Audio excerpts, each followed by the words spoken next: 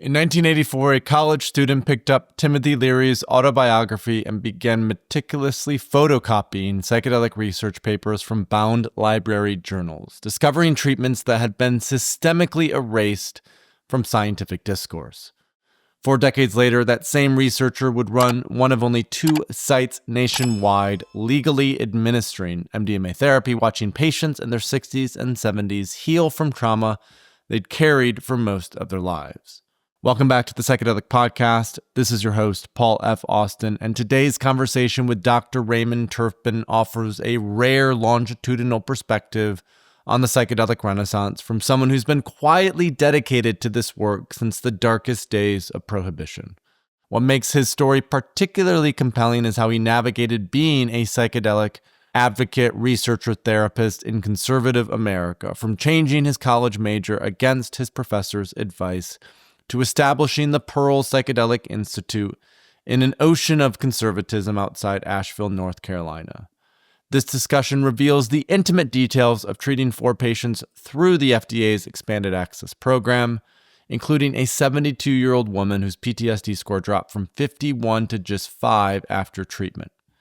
Dr. Turpin also shares the profound personal impact of the FDA's rejection, calling it a gut punch that forced his organization to pivot while maintaining their core mission, particularly in the aftermath of Hurricane Helene's devastation. All right, that's it for now. Let's get into my conversation with Dr. Raymond Turpin. Dr. Turpin, it's great to have you join us for the podcast. Thank you for taking the time. Thank you for having me. I'm looking forward to it. So one place that I love to start with these podcasts is learning a little bit more about your personal story. You've been researching psychedelics since 1984, which is, I believe, the year or 2 years before MAPS was started. They were started in either 85 or 86. I can never keep track. 86, yep. 86. Tell us a little bit about what brought you to psychedelics in the sort of deep throes of the war on drugs. What had you curious about these novel molecules and substances at that point in time? Mm-hmm. Well, when I showed up at the University of Georgia in 1983, I had some people approach me and say, "Hey, you ought to try this LSD. It's really great." And at the time, I was like, "No way, I'm not into that yet."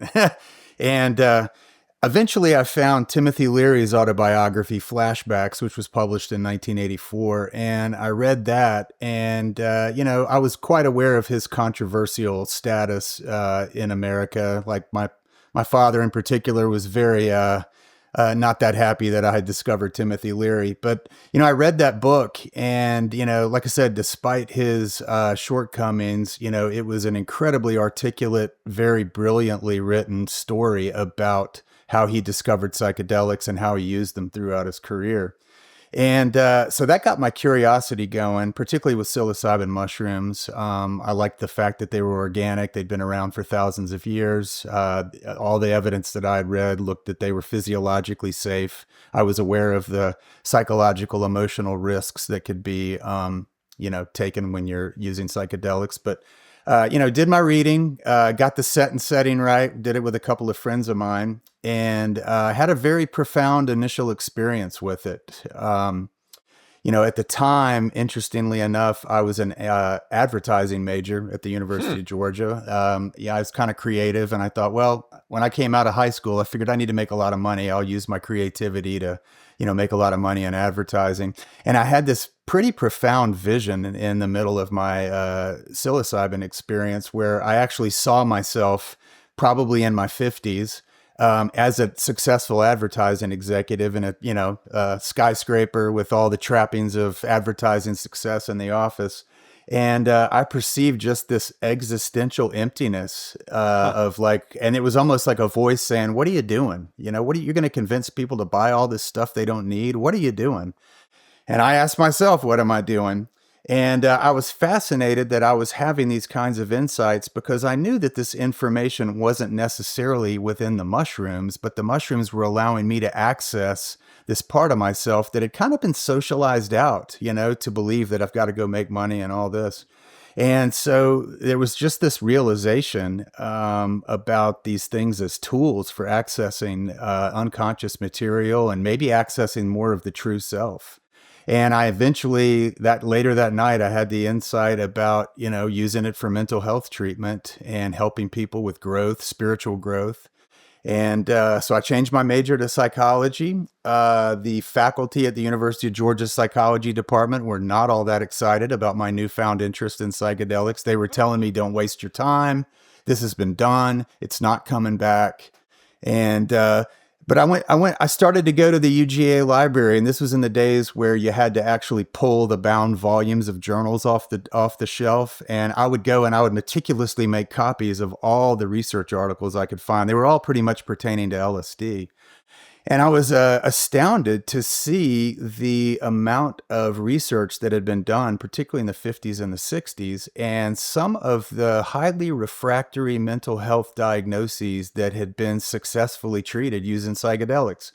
And then I was aware of the criticisms of the research design, things like that, much of it legitimate. But at the same time, the fact that it ignored that this tool could potentially give us these incredible openings into treating these issues.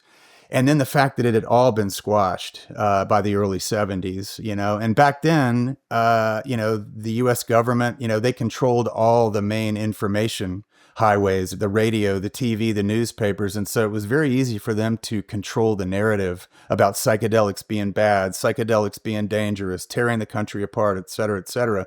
And so they did a wonderfully complete job of shutting down all the research and really making it to where it was risky to even have a curiosity about these things in a professional capacity.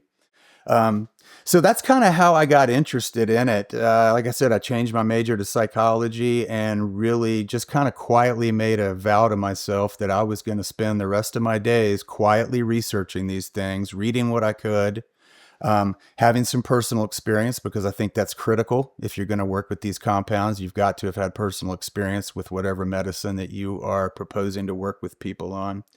And so that's kind of what got me set off in this direction. And it led to graduating at the University of Georgia. I went to what at the time was West Georgia College, which was it was a humanistic psychology program that had come online in 1968. It was very open. And I knew I wanted more psychology, but I wasn't sure what I wanted to study. And so I went there for a year and a half.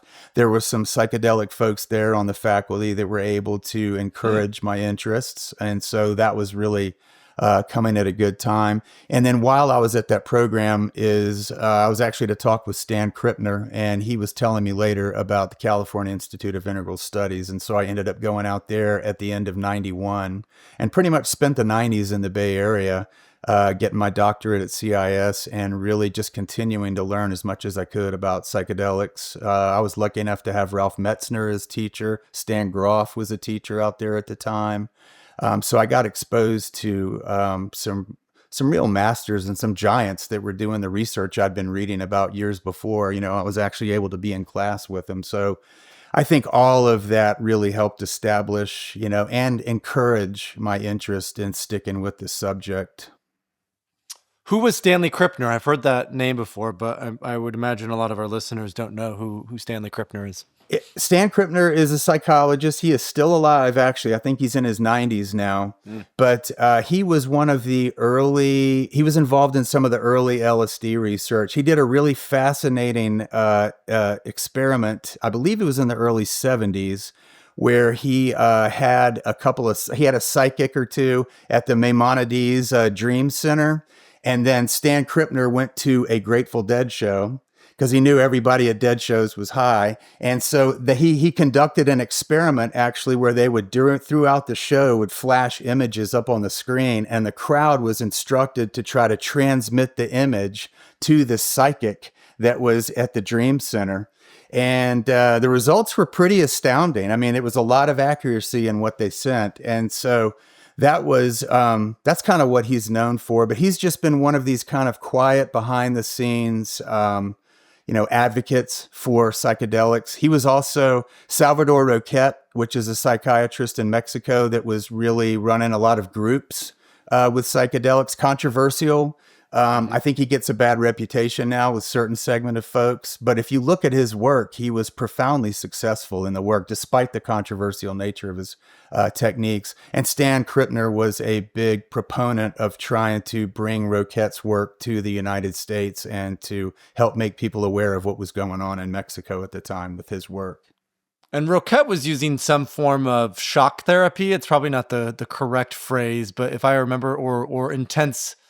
It was almost like he would project scenes that were really intense on a screen, and it would sort of act as this trigger to get material to come up that could then be worked with and processed, if I'm not Yes, mistaken. that was the controversial nature. He didn't use shock in the sense of electric shocks, but yes, Not he would have, electroshock. Yeah, that's not what I meant. No, but he no, would no. have groups. He would do all his work usually in groups, and yeah, during the medicine portions of these group encounters, he would often project, images that would intentionally stimulate some of the shadow material in people. Like he would show like pornography or like violence or a Nazi death march, something that was really supposed to provoke lots of birth and death, lots of sex, lots of, rebirth things.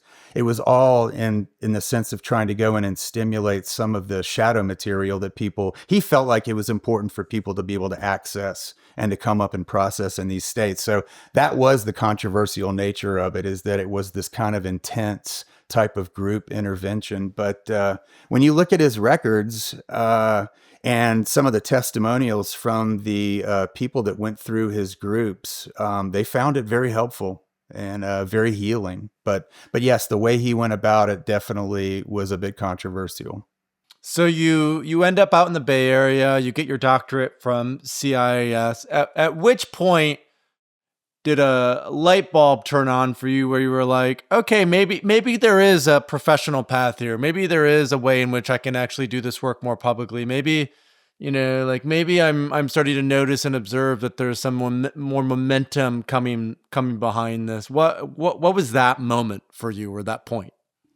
Well, I remember meeting with Bob Rosenbaum, who at the time was the chair of the psychology department, and I was explaining to him my interest in psychedelics and how to potentially have a professional career that had something to do with it.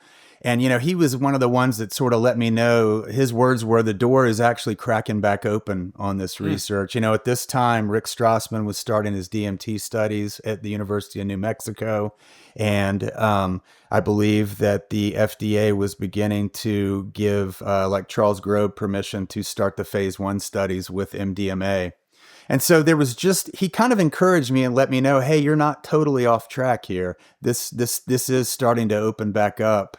And, I used to collect all the research that I could find, and it used to be pretty sporadic that I would find something. And now you can't even keep up with it. There's so much of it going on out there.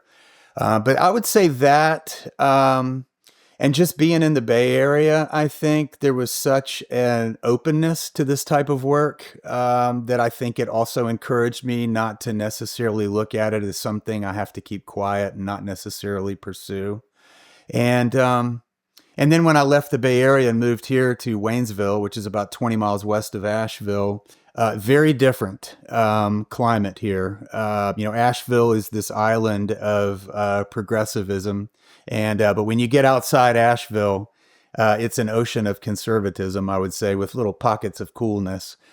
So it definitely required me to shift gears a little bit and how we presented what we were going to do. But it really wasn't until I did the CIIS certificate program in psychedelic therapies and research in 2017. And that's the program I've been a mentor now for the last 3 years. But when I went out and took that program, I ended up with Michael Midhofer as my mentor in that program. And so my capstone project for that program, he said, why don't you write me up a description of how you would have an expanded access site in Waynesville for the potential MDMA for PTSD. And so that was the first time I really started to think, wow, maybe something like this could actually happen. And so that started the ball rolling on the Pearl. And we were lucky enough we were one of 10 sites in the U.S. that had been given a site as to be an expanded access site for MDMA for PTSD. And then we ended up, through lots of things going on, we ended up being only one of two in the country that were allowed to do it. So we were able to treat 4 people, and that was a incredibly rewarding experience. But I feel like I go all the way back to 1984 and just everything, and just sticking with it, and just knowing that I felt like it was kind of a calling. And I just looked around, and I tell you, I've been in mental health now for 30 years.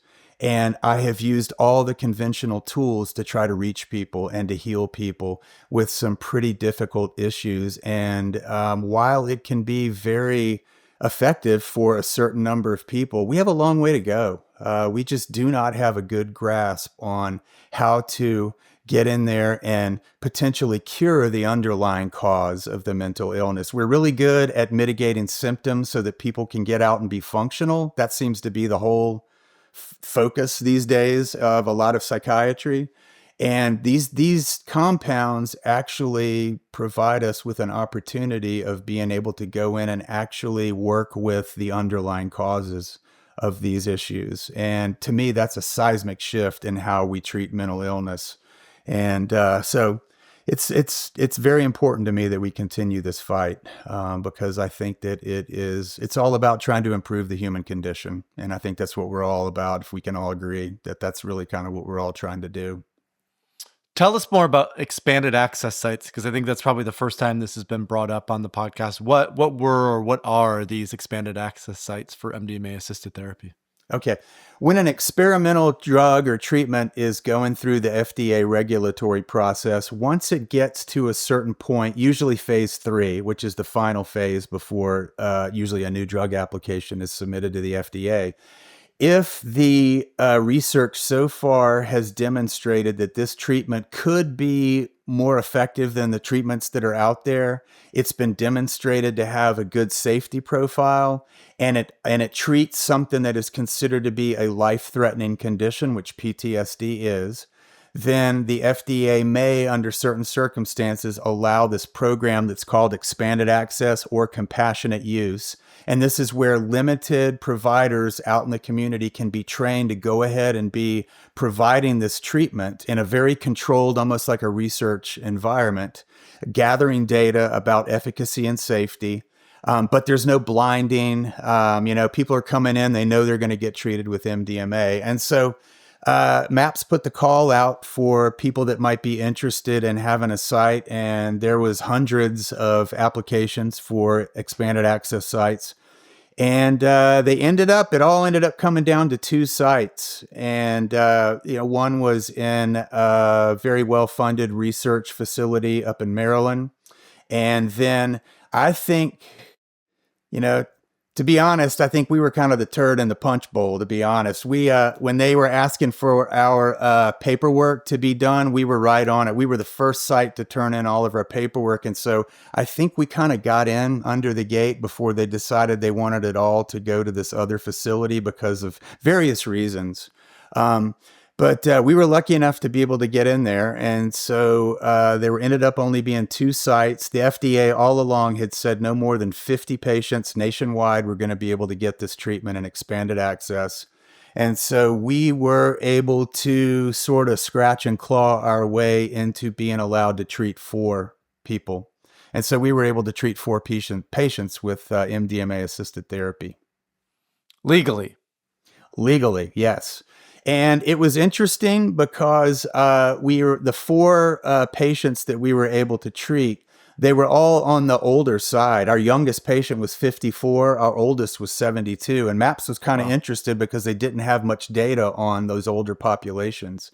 And so, we had 4 patients between 54 and 72. All had moderate to severe PTSD for decades. They had all tried, medicines. They'd all tried psychotherapy. It had not, in some cases, maybe it had helped in certain ways, but it had not helped them get over the PTSD. And we had all 4 of them come in. And after 3 sessions of MDMA and the supportive integration and prep sessions, none of them qualified for a PTSD diagnosis at the end of the protocol. That's fantastic. Some of the scores, I don't know if I'm supposed to reveal these, but I am. Our 54-year-old patient was a veteran. He was our first patient. His score on the it was the PCL checklist is what we used. It's called the PCL-5 is what we used. It's a self-report scale, and it goes from 0 to 80 with the top scores. But our first guy was a veteran, 54 years old. His score was a 58 at the beginning of treatment, and at the end it was a 14. And you have to have 30 to 33 to even qualify for PTSD. So going from a 58 to a 14 is pretty drastic. Our second patient was a 72-year-old woman. Hers went from a 51 pre-treatment to a 5 at the end of the protocol. Our third patient was a 66-year-old former law enforcement officer whose score was a 71, which, the top of the scale is an 80. And so they came in with a 71, and after the protocol, their score was an 18. And then our final patient was a 60-year-old married white female with developmental trauma. Her score at the start of treatment was a 60, and at the end of it was an 11. So we saw profound shifts in these folks' PTSD scores, and every one of them said that before the treatment, they had all been told by the VA or their physicians that, you will have this condition for life. And they all kept saying, I just felt like I was broken, that I was going to be living with this. And they were all just so grateful to get their lives back and to be able to live without nightmares, to live without flashbacks, and to be able to go out and have much more fulfilling human relationships instead of going out and encountering people in the world and being on the defensive because of their PTSD. They found that they were able to just be with people and to be able to share with people, and all those walls felt like they'd come down. So profound shifts in these folks' functioning and their mental health as a result of 3 sessions. So 2024 must have been a tough year for you because you have these 4 people who go through the expanded access program. The Pearl is really starting to generate more momentum, and then there was the meeting in June for the FDA, and then there was the decision in August for the FDA to reject MDMA-assisted therapy. Just kind of bring me into those few days after the decision for you. What was that like? What was on your mind? How did that impact you? What was going through your psyche? Gut punch, I would say. I think one of the things that had been happening, people that had been paying attention to the research, what all had been showing up in the popular press about MDMA-assisted therapy, it was all very positive. The results were very positive. The research itself, particularly the phase 2, phase 3, they had all been designed with the FDA's intimate cooperation on research design. They knew about things like functional unblinding. They knew about and so every time there was an issue that MAPS encountered, they would go to the FDA, take their feedback, and incorporate it into the research. And so I think there was a lot of positive momentum heading into that advisory committee meeting in June. And because I think that a lot of, PTSD is a huge issue out there in our culture with veterans, with law enforcement, first responders, and just all the people out there that have had childhood sexual abuse, childhood physical abuse. I mean, PTSD, one of the things I learned years ago as a psychologist, trauma underlines probably 90% of everything I've ever treated in mental health. Regardless of the diagnosis, you trace back the etiology of their mental health problems, and it is typically some poorly integrated traumatic experience. And so I had been thinking for years, if we could ever find something that could really go in there and heal these traumatic injuries, that then all of our top-down psychological interventions would work so much better, because you'd go in and basically snip off that stuff that's driving the pathology, and then you'd be able to treat it much more effectively with more of our top-down approaches. So yeah, that was my big thing with trauma, was feeling like that was at the root of everything.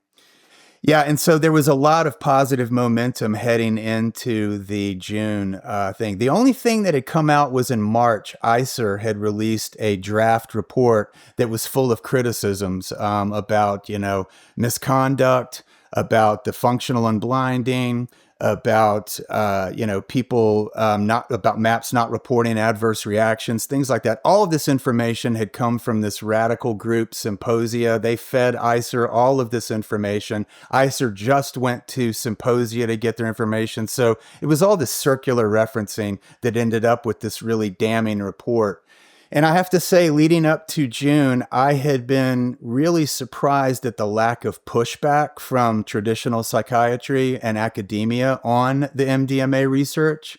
And so I think the advisory committee just really was a wake-up call that there is still serious resistance to this stuff. I mean, to be quite honest, psychedelics, and I think this is one of the things that threatened, the medical industry, psychiatry back in the 50s and 60s, is that these substances have the capacity to completely undermine the big pharma. This idea that people have to take medicines every day for the rest of their lives in order to manage the symptoms, and then along come these compounds that, if used under clinical supervision and used appropriately, have the capacity to get in there and actually do the healing at a deep level. I think it's very threatening to certain paradigms about mental illness and what constitutes healing, and what our goals are as mental health professionals. And so I think the advisory committee was the long-awaited pushback. I felt like no one on the committee, with the exception of Walter Dunn, had any idea about the history of psychedelic research. And they really gave way too much credence to the Symposia critiques. And I felt like, I don't know how so many Symposia people made it into the public comments section. I think 5 of them made it in there. None of them identified themselves as being affiliated with Symposia, which I thought was highly unethical. And plus, they were putting out all kinds of things, all kinds of accusations that had not been confirmed. And even though the FDA stepped in and said, please don't pay attention to all this, it's still under investigation, it was already out there. And it did enormous damage. And I think when they went around and voted 9-2 no, that MDMA could be effective for treating PTSD, and then 10-1 no, that MDMA, or Lykos's version, mitoamphetamine, could be released effectively and safely. It was a gut punch. And I think in the months between that and the FDA's decision, I think there had been some cautious optimism that, hey, the FDA has been involved in this from way back. They're not going to essentially overrule themselves because they've been involved in all of this. And I think cooler heads will prevail because the research is tightly designed, it was well conducted, and the results speak for themselves. And when that decision came out on August 9th, it was a gut punch. I felt like dropping to my knees. I was like, we had just met with Lykos back in March, and they had told us that we were going to be one of the first 10 sites in the country to be able to start legally treating people with MDMA. And they told us to be ready to roll it out in January 2025. That's what we should be doing right now. And so we had been steering our whole operation to be this MDMA-assisted therapy treatment center, and is just like getting the rug ripped out from under us. And then the hurricane hit weeks later, and so we've just had to really pivot and in some ways redefine ourselves in this sort of changing environment. But we're not giving up on our mission at all. We deeply believe in what we're doing. We just need to just kind of pivot and shift some priorities so that we can get there. What has it been like to be outside Asheville these last 2 months? I know we talked about this before we started recording, but we haven't had anyone on the show yet who is based in Asheville and experienced the hurricane for what it was. Just kind of maybe broadly, what has it been like and the recovery, and more specifically, what has the psychedelic community done? How might psychedelics be helpful with helping people with PTSD from a natural disaster like this? Kind of give us the 411 about being on the ground there in Asheville. It was absolutely devastating, catastrophic. Asheville for many years had the reputation of being a climate refuge, that due to the mountains and everything, that we were most likely potentially going to be spared some of the worst, effects of climate change. But I think this was a really big wake-up call to people. This was a 30,000-year flood. It just absolutely wiped out communities, towns. The River Arts District, which is a really vibrant place where artists work and have their galleries, much of that was wiped out by the flood. And so there is right now a big shift in redefining what the Asheville artistic community is going to look like. We had a lady that would make mugs for us, and she was a great potter, and she had to move to Wilmington because the big supplier of all her clay was right there on the French Broad River and got completely decimated. And so there's lots of things that have shifted. There's some concerns that all the old warehouses that were in the River Arts District that housed all these studios and these galleries that got wiped out, there's some concerns that these are all going to be replaced by high-end condos, and what's that going to do to these displaced artists? And so there is some evidence that the artists are sort of moving a little bit outer into more of the rural areas where they can still find cheaper property. But it has been it's been a devastating. People that grew up here really have had a hard time just watching a lot of their childhood landmarks and things get changed, and it was just something that nobody really expected to hit as bad as it did. And one of the things we did in the aftermath of Helene was that we offered free trauma-informed therapy for anybody. And these were people that could call us, Zoom call us, drop in the clinic. And we probably treated 100 people, anywhere from 1 to 3 sessions each. And we were really just giving them good nuts and bolts information for how to mitigate acute stress so that it doesn't end up developing into PTSD and larger problems. So we felt like we did our part there. We had also thought about doing some potential low-dose ketamine work with potentially some first responders or people that were suffering from the acute stress of the hurricane. But after consulting with folks in the field, there was some concern that the dissociative aspect of ketamine could potentially worsen some of that acute stress. And so the idea is to sort of hold off on that 3 to 6 months afterwards when people have in a much better place to maybe work with it. So we weren't able to actually use psychedelics in the context of helping people in the immediate aftermath.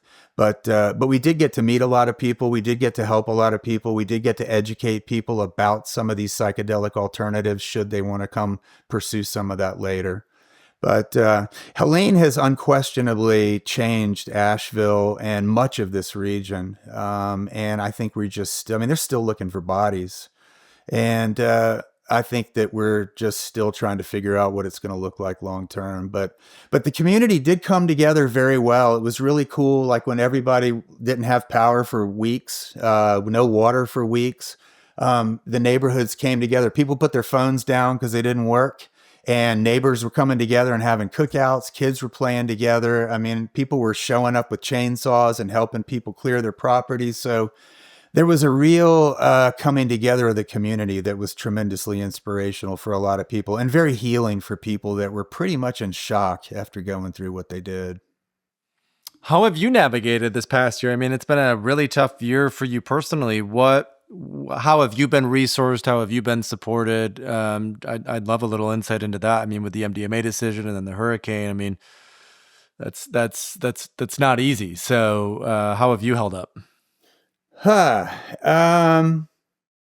Not so good for a while. Like I said, when you think about this being my goal since 1984 and getting this close and then just having the rug ripped out from under me, I was pissed. I was like, what are we going to have to do to get people to take a look at this stuff and to look at it objectively? But I think one of the things that we did is, being a psychedelic nonprofit in a very conservative area of the country, one of the things we had to do was kind of take a step back and redefine ourselves. So one of the things that we did is we're doing business as right now is the Pearl Institute. We're still the Pearl Psychedelic Institute legally, but we're doing business as the Pearl Institute because we just found that it was scaring off funders around here.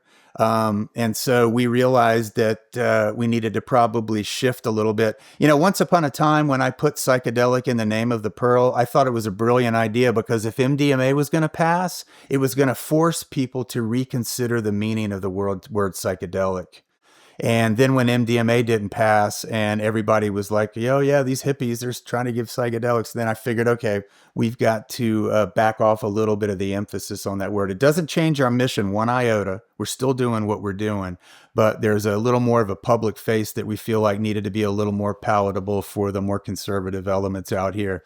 So we decided that one of the things we needed to do is we needed to start to run this like a business. We needed to start generating our own revenue. We didn't need to rely on grants and donations. We love grants and donations, but we also figured out we needed to really become a functional revenue earning entity. And so we have shifted into more traditional outpatient talk therapy focused on trauma-focused work. Again, working with Helene survivors, but people that also are coming in with trauma issues. We're continuing to run our ketamine-assisted psychotherapy programs where people can come in and get individual or group ketamine treatments. We're also experimenting with some EMDR with low-dose ketamine, what we call psycholytic doses of ketamine. There's evidence that when you are working with EMDR, people are still putting up some of these unconscious blocks, particularly when they're getting into childhood stuff. And what they're finding is low-dose ketamine is enough to just sort of reduce those defenses and open it up and allow these people to access some of this material that is normally very stubborn to reach with just EMDR. So we're moving into some of those realms. We've got trauma-focused yoga happening Wednesday nights. We've got a free meditation class on Thursday nights. And we do a lot of trainings. One of the things we're really excited about is we just rolled out our online mentor membership program. We call it the OM program. And this is where people for $80 a month can come in, and we're going to give them a 60-minute masterclass once a month on some topic of ketamine-assisted therapy or psychedelic-assisted therapy. We'll have a 90-minute case consultation supervision where people can join us and our faculty, and we can talk about real case examples and bring our own case examples and really try to give them some real-world information on how to work with these substances. And then at the end of each month, we're going to have a 75-minute integration class with our integration specialist, Jackie Dobrinska, who's going to get on and really talk about the nuts and bolts of integration. Because I do find that a lot of the programs out there skimp on integration. They'll say integration is life. Life is integration. But what does that really mean? What are some tools you can use for actually bringing in your psychedelic experiences and making them relevant to your everyday life? And so that's one program we're really excited about. We're going to be rolling out more webinars this year. We've got our platform all set up. So we are really going to try to ramp up getting the education out there to the community and just try to get people to understand, we're at a moment in time here where, unlike in the 70s when the government decided to shut down psychedelics, they're not able to do that right now thanks to the internet, social media. Too many people know about this. They're not going to be able to control the narrative like they did 50 years ago.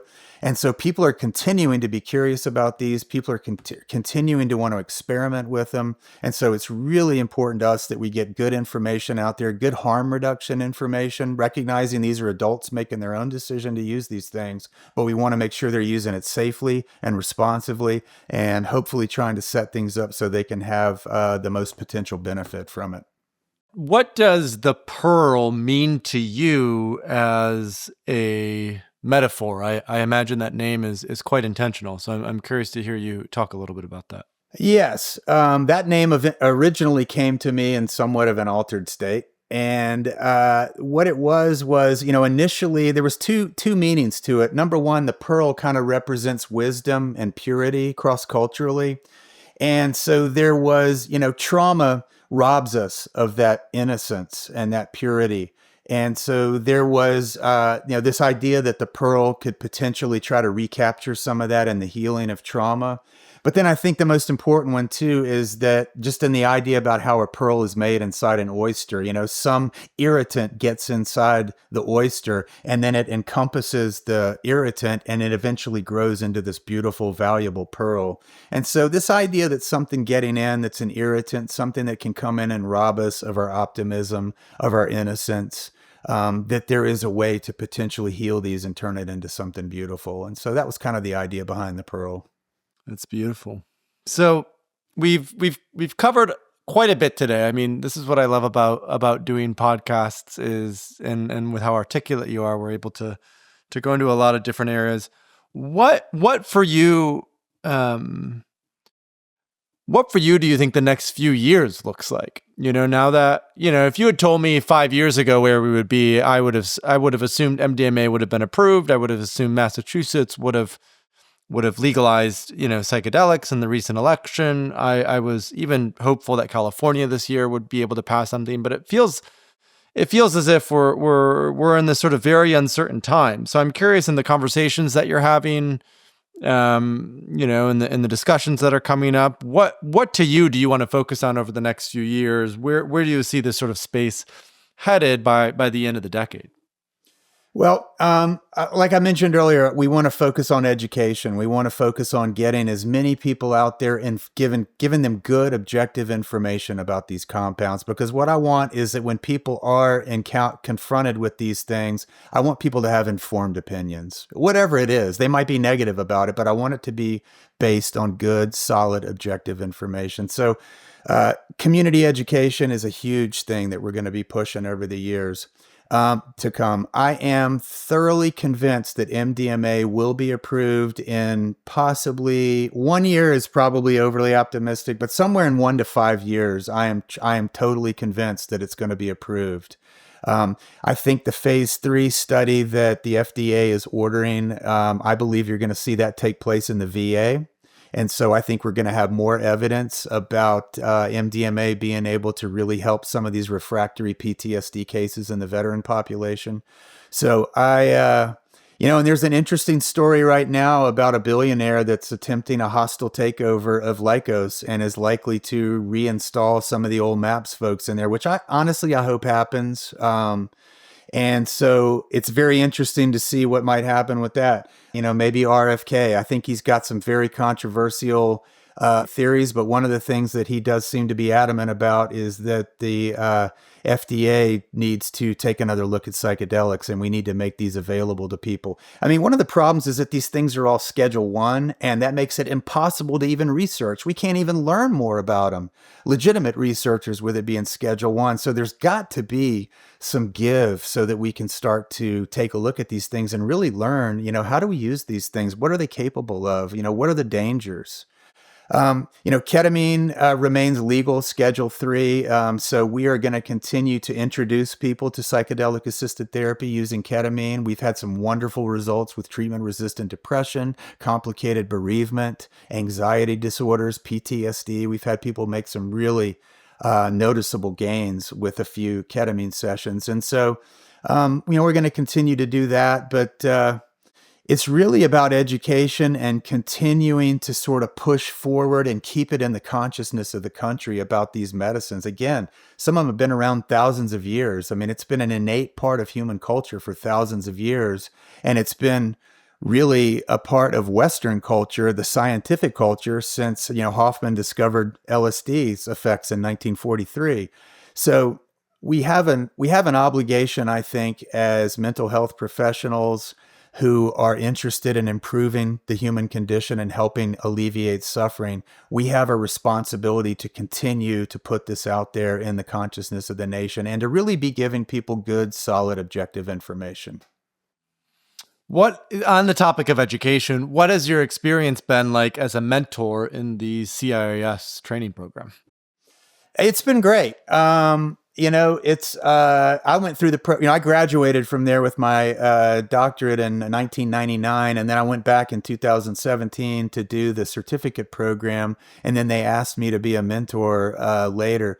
And I like it. I get anywhere from, 8 to 10 people. They're all usually psychologists, psychiatrists, nurses, folks like that. And they all have usually been in the field for a while, and they're interested in learning about this. And so these are precisely, to me, the kind of people that we want educated, because they're the ones out there that have contact with patients, other professionals.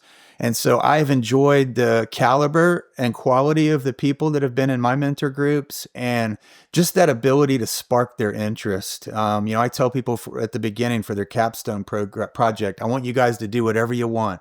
I want you to think about doing something that you can carry after the program out there that's going to, be something that you're interested in and love doing. So I've enjoyed just being able to reach these folks and, spend months with them and watch them grow and sort of nurture their interest in some aspect of this work. And so I'd say that's been the most rewarding aspect of it.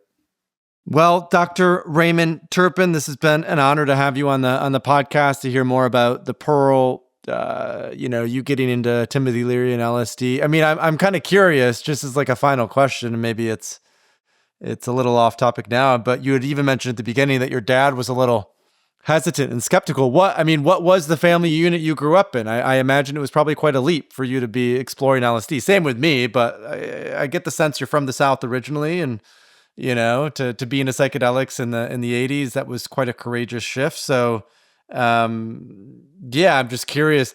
You dropped that as a hint, but if you want to expand on that at all, I'd love to hear your kind of.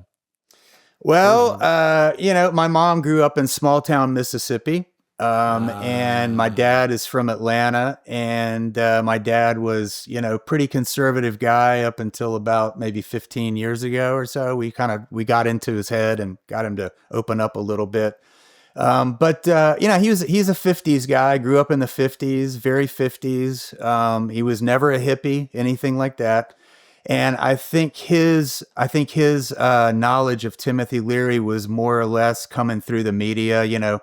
Nixon calling Leary the most dangerous man alive, back in the early 70s. So I think that's kind of where it was. But I will say for my parents, the one thing they did was they always kind of encouraged me to follow my interests and be myself. And even though there was a lot of eye rolling and, concern about some of these things I was babbling about when I was about 19, 20, 21 years old, I think they sort of humored me and let me do it.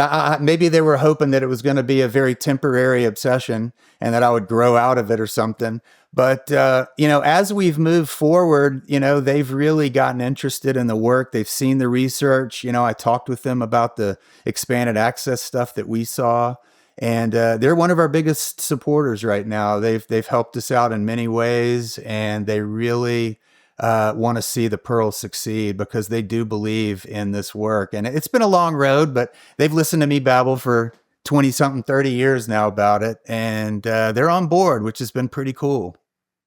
That's fantastic. It's always great to have those coming home stories, with skeptical parents that at some point do come around and see the light. And I think that's where a lot of this educational work begins. It's in our communities. It's with our family. It's with our friends and those who are close to us. In a time of divisiveness, it's important that even if there are things that we disagree about, there can still be civility and love at the end of the day.